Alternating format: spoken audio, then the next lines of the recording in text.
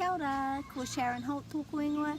Today I'd like to suggest that the phrase of the week that you could use this week is from this book, and it's our emergency services book, and each of the pages starts with this phrase.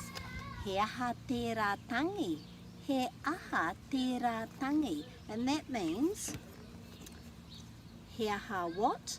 Tērā, that over there, so it's sort of far away from us.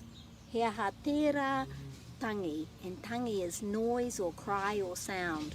So if you start saying he aha tērā tangi, say perhaps it might be the sound of the lawnmower that we can just hear in the background. Oh, he aha tērā tangi.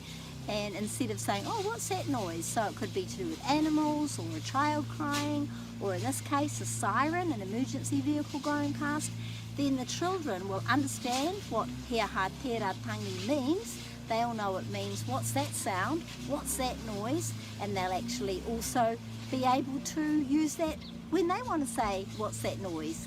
So that would be a really good phrase for you to start using, and it happens